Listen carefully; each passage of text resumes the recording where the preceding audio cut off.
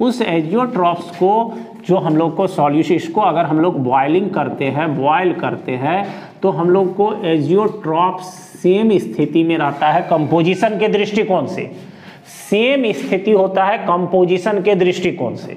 तो कंपोजिशन का क्या मतलब हो गया कि जो सॉल्यूट सॉल्वेंट, ये कौन सा फेज है, लिक्विड फेज है, ये कौन सा फेज, लिक्विड। यह कौन सा फेज हो गया, वेपर फेज हो गया, वेपर फेज हो गया। ठीक है, इसमें क्या है, अगर सॉल्यूट तुम्हारा x% है और सॉल्वेंट तुम्हारा अगर y% है, तो सेम यही सिचुएशन इसमें भी होगा, सेम यही सिचुएशन होगा। मतलब दोनों स्थितियों में कंपोजिशन सेम होगा, तो इसको हम लोग एजियोट्रॉप्स कहेंगे। ठीक है, और जो मतलब मुख्य इसका बात कि तुमको दोनों स्थितियों में, इट मीन्स वेपर फेज में, लिक्विड फेज में कंपोजिशन सेम होगा एट कांस्टेंट बॉइलिंग। कांस्टेंट हम लोग देख रहे हैं कि दोनों स्थितियों में जो कंपोजिशन है, मतलब सॉल्यूट सॉल्वेंट की जो स्थिति है वो एक प्रकार से कांस्टेंट बना हुआ है, इट मीन्स सेम सिचुएशन में है, सेम कंपोजिशन में है। अब रहा बात कि यहाँ पर हम लोग जो एजियोट्रॉप्स के बारे में बात किए, जो एजियोट्रॉप्स के बारे में बात किए, तो एजियोट्रॉप्स को हम लोग कितने भाग में, 2 भाग में बांट रहे हैं, 2 भाग में। एक को हम लोग बेस्ड ऑन, किस पर बेस्ड, हम लोग बेस्ड ऑन कह सकते हैं नेचर, इट मीन्स नेचर के आधार पर हम लोग बांट रहे हैं। तो इसमें एक को हम लोग मिनिमम बॉइलिंग एजियोट्रॉप, और दूसरे को हम लोग कहते हैं maximum boiling azeotrope, maximum boiling azeotropes, maximum boiling azeotropes. ठीक है, अब जो मिनिमम बॉइलिंग एजियोट्रॉप है, तो यहां पर एक्सप्लेनेशन के लिए तुमको इस भाग को देखना होगा कि जो हमारा बॉइलिंग पॉइंट और वेपर प्रेशर का जो रिलेशन है वो इन्वर्सली प्रोपोर्शनल का है, इसको समझने। इसका मतलब सीधी सी बात है कि बॉइलिंग पॉइंट जिसका अधिक होगा तो वेपर प्रेशर कम होगा, और अगर वाइस वर्सा इसका उल्टा कि अगर हम लोग को बॉइलिंग पॉइंट अधिक होगा तो वेपर प्रेशर कम, और कम होगा तो अधिक। तो बात रहा यहाँ पर we are studying minimum boiling, तो मिनिमम बॉइलिंग इट में सीधे मतलब हम लोग कह सकते हैं कि वेपर प्रेशर क्या होगा, मैक्सिमम, अधिक होगा। अब हम लोग ये रॉल्ट के नियम से क्लियर कर चुके हैं कि जो रॉल्ट के नियम को मानता है, इसका मतलब जिसका वेपर प्रेशर रॉल्ट के नियम के बराबर होता है, PA बराबर PA0 इंटू XA और PB बराबर PB0 into XB, it mean solvent solute, उसको हम लोग आइडियल सॉल्यूशन कहेंगे। लेकिन जिसका इस सिचुएशन से अधिक वेपर प्रेशर या कम वेपर प्रेशर आ जाता है, मतलब रॉल्ट के नियम से अधिक या कम वेपर प्रेशर हो जाता है, तो उसको हम लोग नॉन आइडियल सॉल्यूशन भी कहते हैं। और यह जो इससे ऊपर हो जाता है, अधिक जिसका हो जाता है वेपर, उसको हम लोग धनात्मक विचलन युक्त अनादर्श विलयन या नॉन आइडियल सॉल्यूशन कहते हैं।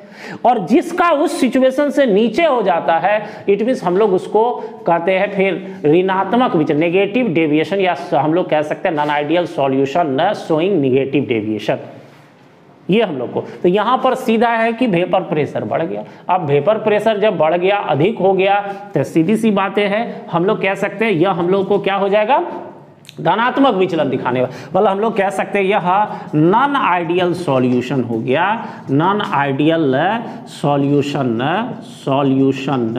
शोइंग कौन सा डेविएशन, पॉजिटिव डेविएशन, मतलब पॉजिटिव डेविएशन यहाँ पर यह शो कर रहा है। ये तुम्हारा यहाँ का सबसे मुख्य बात है। एकदम देखो कॉन्सेप्ट अकॉर्डिंग टू रूल हम लोग आगे बढ़ रहे हैं, एकदम अकॉर्डिंग टू प्रोसेस बढ़ रहे हैं, कहीं कोई टूट नहीं है। अब तुमको ये नॉन आइडियल सॉल्व, तो 2-3 बातें आ गई। एक तो सबसे पहला VP और BP का रिलेशन, दूसरा तुमको बॉइलिंग बढ़ाने घटाने से VP पर क्या असर पड़ता है, तीसरा यह आइडियल सॉल्यूशन है या नॉन आइडियल सॉल्यूशन है, तो सीधे कह रहे हैं कि इसमें वेपर प्रेशर रॉल्ट लॉ से ऊपर या नीचे घट बढ़ रहा है, तो निश्चित रूप से यह नॉन आइडियल कैटेगरी में आ जाएगा। और इसके लिए जो एग्जाम्पल की बात किए, तो हम लोग यहाँ पर एग्जाम्पल में C2H5OH और H2O, और दूसरा हम लोग लिए C2H5 मतलब इथेनॉल, और यहाँ पर CHCl3। अब यहाँ पर अकॉर्डिंग टू कंसंट्रेशन, अगर कंसंट्रेशन बात करें तो यहां हम लोगों को फिर 94.5 93.4%, कितना 93 है ना, 95.4% क्या by volume V by V।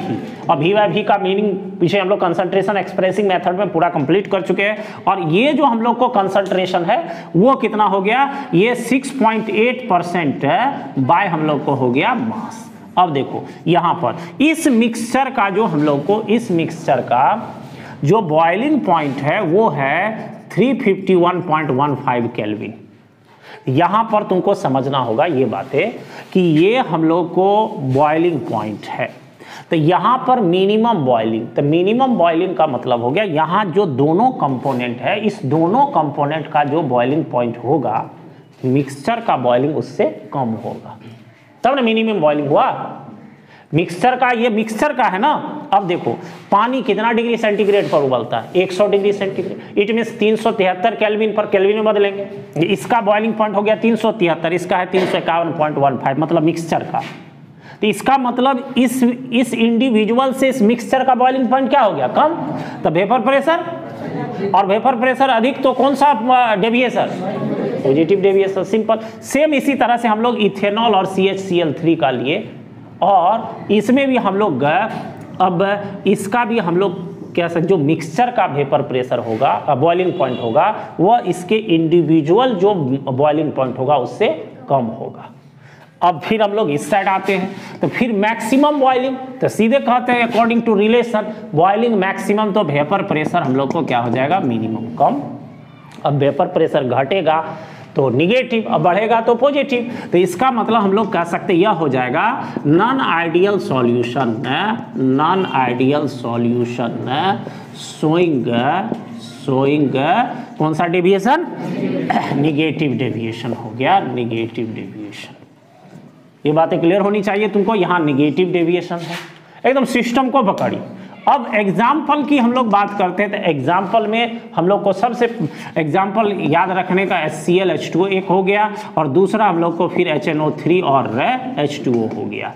अब यहाँ पर जो कंसंट्रेशन दिखाएंगे, तो यह हम लोग को कंसंट्रेशन है, फिर यहाँ जो हम लोग दिखाते हैं तो 20.3% बाय मास हो गया, बाय मास, और ये हम लोग को हो गया 68% बाय मास, यह इसका कंसंट्रेशन, ठीक है। और इस मिक्सचर का जो तुमको बॉइलिंग मिक्सचर का जो BP होगा वो यहाँ पर 383 केल्विन होगा। तो अब देखो यहाँ पर ये मिक्सचर का है, यह मैक्सिमम बॉइलिंग है, तो मैक्सिमम बॉइलिंग का मतलब ये दोनों का जो बॉइलिंग पॉइंट होगा अलग अलग, उससे ये क्या होगा, अधिक होगा। जैसे H2O 373 केल्विन पर उबलता है, तो ये 373 से बड़ा है, समझ रहे हो। इसका मतलब इस इंडिविजुअल से इसका बॉइलिंग पॉइंट अधिक और वेपर प्रेशर। अब देखिए फिर HNO3 का लेते हैं, तो मिक्सचर का जो BP होगा, मिक्सचर का BP वो यहाँ पर 393 केल्विन है, तो फिर H2O से एक रेफरेंस ले ले, H2O का 373 से ये क्या है, अधिक है। मतलब इंडिविजुअली जो इसका अवयव है, जो कंपोनेंट है, जो सॉल्यूट सॉल्वेंट है, उस सॉल्यूट सॉल्वेंट से इस मिक्सचर का जो बॉइलिंग पॉइंट होगा वो अधिक होगा, इट मींस मैक्सिमम बॉइलिंग होगा, जिससे वेपर प्रेशर कम होगा, और वेपर प्रेशर कम होगा तो इसको हम लोग निगेटिव डेविएशन के नॉन आइडियल कैटेगरी में रखेंगे। ये हम लोग को एक्जियोट्रॉप्स का पूरा एक शॉट हो गया।